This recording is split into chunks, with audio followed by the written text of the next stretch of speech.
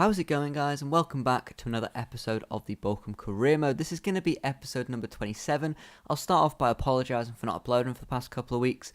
I've been really busy with university and work, with it being Black Friday and also exam season in Scotland, so I've just had a lot of stuff on my plate and just didn't really get a chance to edit all the footage I'd recorded together before all of that had sort of happened, so apologies for that. This is sort of old footage. I did record this quite a while ago, and it feels weird going back and looking back at the footage.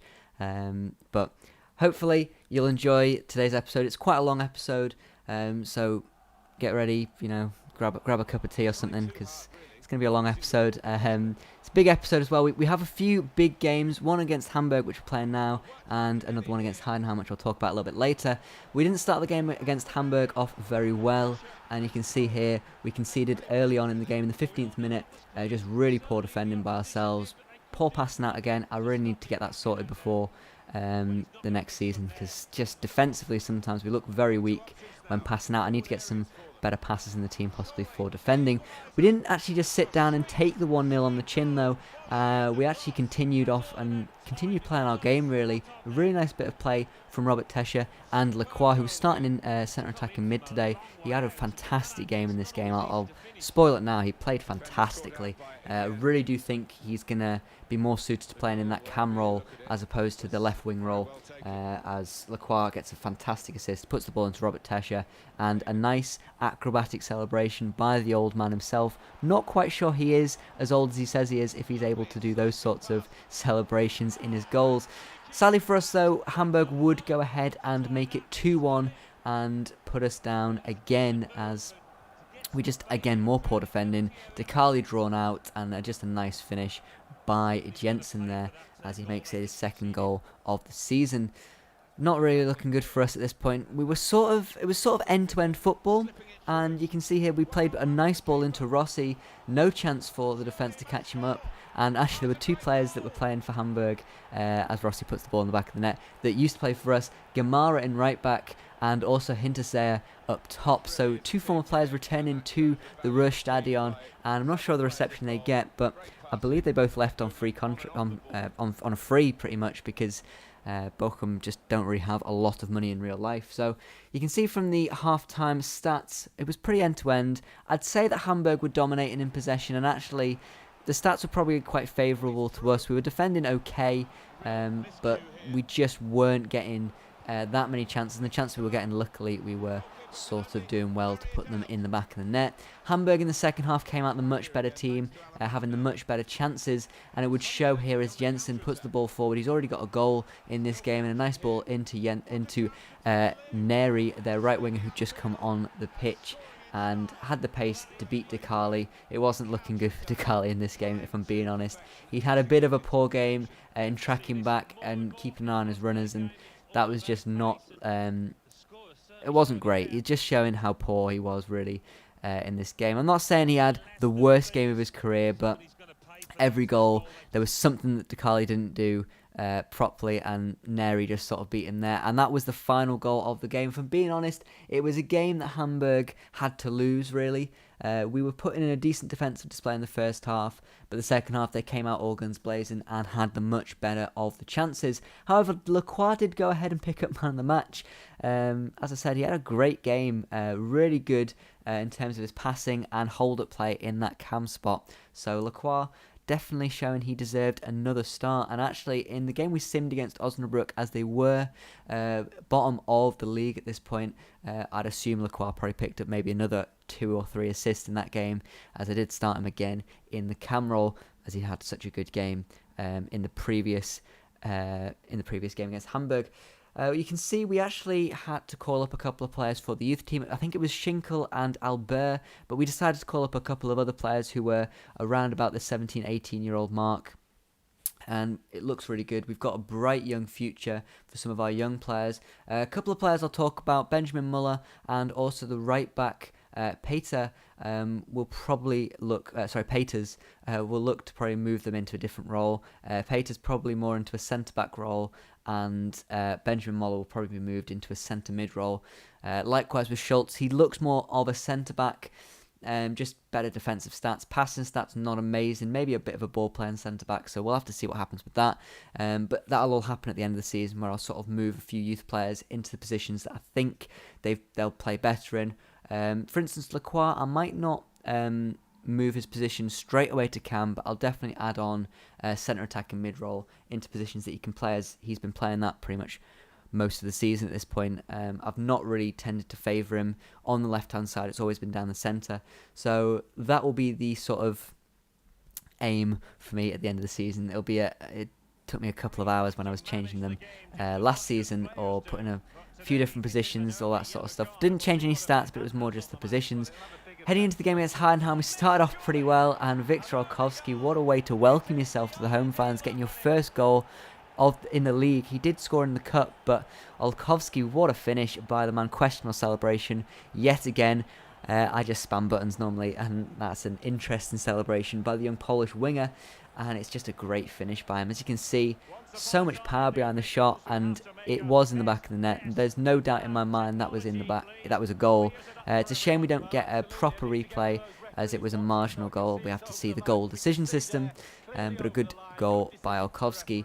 And he's probably edging his way into the first team ahead of Shipnowski, as he just performs a little bit more consistently in games like this, where when I actually play him, Shipnowski sometimes goes missing, and Olkowski just puts in a much more well-rounded performance. There's only been a couple of games where I've started him and he's not played particularly well, but generally I've had better performances from Olkowski than Shipnowski in recent games. So making a sort of name for himself, and you can see there we actually got a first goal for Prummel, as it was a very nice finish as he broke through, and it was a great goal from the man who just joined us in the transfer window. And to be honest, Heidenheim were looking poor in this game. They just weren't playing well at all. They were the team that were ahead of us as well at this point, and it was all of us, all of our chances in the first half. You can see one shot for Heidenheim, that was the one that I just showed. Really poor from them, and it just got worse for them in the second half. We started off brightly. Nice ball played by Theo Bair into Bjordal. I did have to take off Gonvula in this game, as he did get a little knock just towards the end of the second half. Didn't know what it was, didn't actually get a proper highlight of what happened, but as he came in, he just said to me, "Boss, I just think I need to be subbed off." He didn't look too hot, and I just decided to take him off. I didn't want to take any chances. He's our top scorer, and I just decided to make an executive decision, bring on Theo Bair, and he showed that he probably didn't matter if we have Gonvula on the pitch or not. Theo Bair is always going to make some chances for himself and help the team out anyway. So Theo Bair still performing pretty well ahead of Gonvula, who had to come off due to injury. Nice run from Danilo. He doesn't get enough praise, I think, from myself, as he made a really nice run from the back there. Sadly, the finish from Theo Bair wasn't good enough. And as you can see there, nice ball in from Theo Bair again, playing in Olkowski, who couldn't round off a fantastic performance by himself with a second goal in this game. And in the final stages of the game, Theo Bair would get a goal for himself as he puts the ball in the back of the net. Not the best of finishes, but it's a nice finish nonetheless. Sadly, I've skipped the replay, but it's a good finish, and Theo Bair does go ahead and pick up man of the match in this game off the bench. He had a fantastic second half performance, getting a goal and an assist, and really just creating a lot of chances, doing some nice hold-up play. And if Gonvula's out, I think it's for 3 weeks with a sprained knee. Theo Bair is definitely the man that's going to take his place. I obviously sold Eden Wonyi, as he just hadn't performed well enough, and Theo Bair only coming in at the start of the season as a backup to Eden Wonyi, and he's sort of put in a much better performance, and that's the reason I chose to move him on in the January transfer window, making Theo Bair our second choice striker. And if I'm being honest, I think that's the right decision. He's just performing absolutely fantastic at the moment, and I have no better player to sort of take Gonvula's spot ahead of his injury than Theo Bair in the team. So it's looking pretty good for us. Obviously, it's not great to have a player out with an injury, but it's only 3 weeks, and I think we get him back actually towards the end of today's episode, so not the end of the world. And we went into the game against Regensburg, which was the final game of today's episode, sort of looking pretty good. We'd picked up 2 wins and 2 clean sheets in our past 2 games, and scored quite a lot of goals. 4 goals against Osnabrück and 4 goals against Heidenheim. We were looking like the team in form that nobody in the league was wanting to face. However, heading into the game against Regensburg, they are the team that never performed pretty well in the league, but always against us, they put in a decent shift, and if I'm being honest, they are our bogey team, and it was the one team I probably didn't want to face at the moment, as we needed to win every game to give ourselves just a chance of winning the league, and we did not start the game off well, as Regensburg made it 1-0 in the 6th minute from a corner there, and just look at that angle.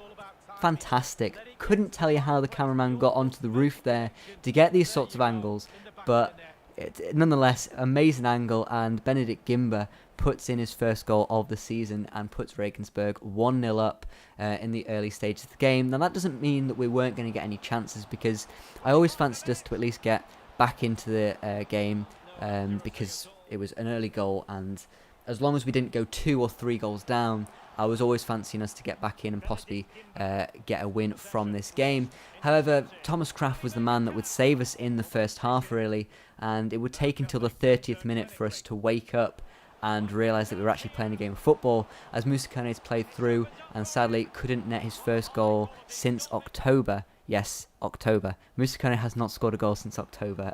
I'll get more into that after this goal from Theo Bair as he puts that into the back of the net.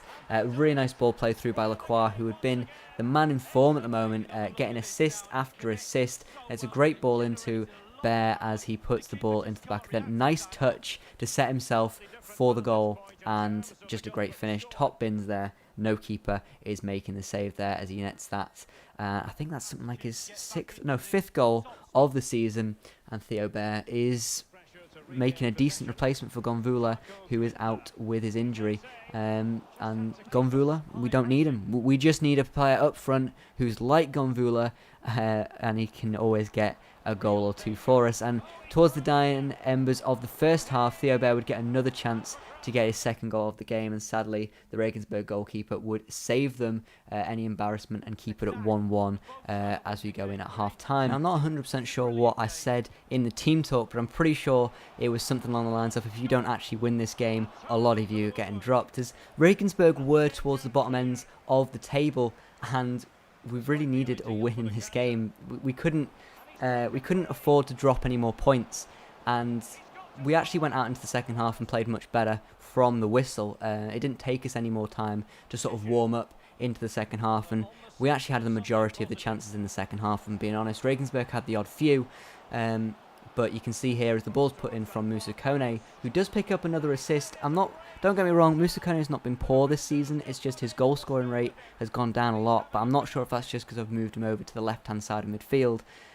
He's just getting a lot less opportunities to actually score from chances, and I'm not criticising his goal scoring record. I'm just quite surprised that he hadn't scored since October, but he does go ahead and pick up another assist, and Theo Bair goes ahead and picks up his 2nd goal of the game, and he was on for a hat-trick at this point. He had plenty of time left, 20 minutes to get something and get his first hat-trick, probably of his career, definitely of his career at Bochum. So I was looking mainly to get a hat-trick for him and just put the game to bed. Sadly for us, Regensburg would go ahead and equalise in the 70th minute, making it 2-2, and again, just more poor defending from us, if I'm being brutally honest.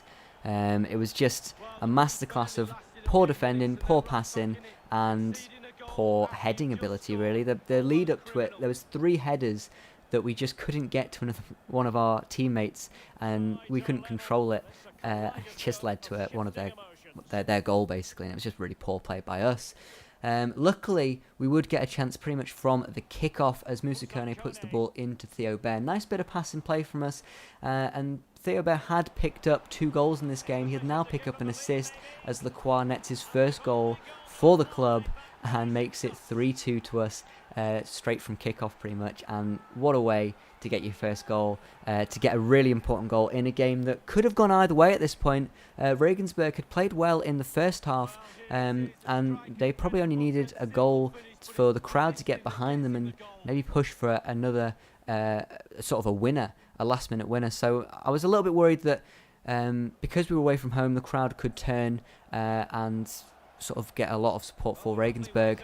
Luckily for us, that wouldn't happen, and Risa would get the ball. He's through on goal and unselfishly puts the ball through for Moussa Kone. It's on a plate. He could not miss.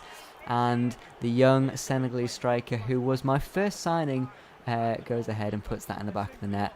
And what a way to get your first goal in months, literally months, by scoring pretty much the winner there, as Regensburg, their heads are dropped and there was no chance for them to get back in this game. And to pile on the misery, Theo Bair plays through. He does go a little bit more selfishly through on goal and puts the ball in the back of the net. He could have done exactly what Reese had done and give him a goal back, but he wanted the hat-trick, and, well, he's got his hat-trick now. And could this be the start of a great player for the club, as Bair goes ahead and makes it three goals for himself and 5 goals for us on the day. Okay, maybe the scoreline was a little bit flattering. Regensburg did put in a decent shift, but towards the end of the game, they just were not on.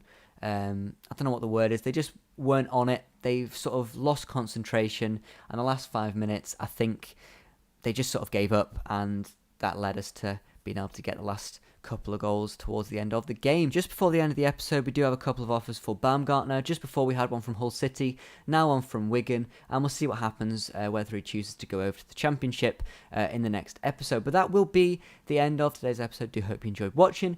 Do leave a like if you enjoyed this episode, and don't forget to subscribe for more Career Mode content, and I will see you for the next episode of Career Mode, which will be out very soon. So thanks for watching, and goodbye.